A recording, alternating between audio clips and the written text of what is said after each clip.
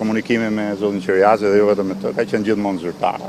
Ka një urdhër të ministrit të mbrojtjes, i cili del mbi çdo dokumenti tjetër dhe pjesa tjetër janë thjesht kujtimet e Sulo Gradecit apo të dikujt tjetër.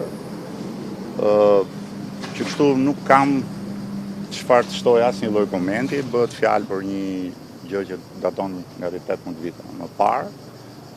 Absolutisht praktika shkresore është aty, komunikimi ka qenë gjithmonë me dokumenta zyrtare. Rasti i dokumentit që ju referoni, unë nuk di të përpoj një dokument zyrtar, një memo individuale, përcaktim individual i një komunikimi zyrtar. Ajo që di të them unë, që jo vetëm me zotin Qeriazi, por me cilin do, komunikimi ka qenë gjithmonë brenda kuadrit ligjor.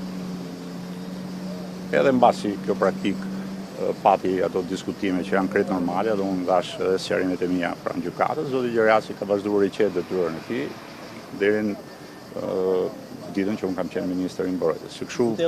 A keni pasur ju kontakte nga ish-kryeministri Berisha apo dhënë drejtim Maltezis sa i takon procedurës privatizimit të ish-kompleksi sportiv Partizani në pozitat e ministrit mbrojtjes gjithmonë?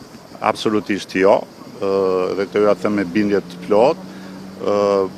Ju kujtoj faktin që kur praktika ka ardhur në zyrën e ministrit, procedura në kuptimin juridik ishte pothuajse e mbaruar. Ministria e Mbrojtjes ishte institucioni i fundit për procedurë. Nëse më lejoni, pronarët legjitim mbas dokumentave po të shtetit shqiptar kishin bërë pagesën që shteti shqiptar i kishte kërkuar dhe çështja e klubit Partizani, duhet ja them me sinqeritet, nuk është që përbënte një prioritet të Ministrisë së Mbrojtjes aso kohe.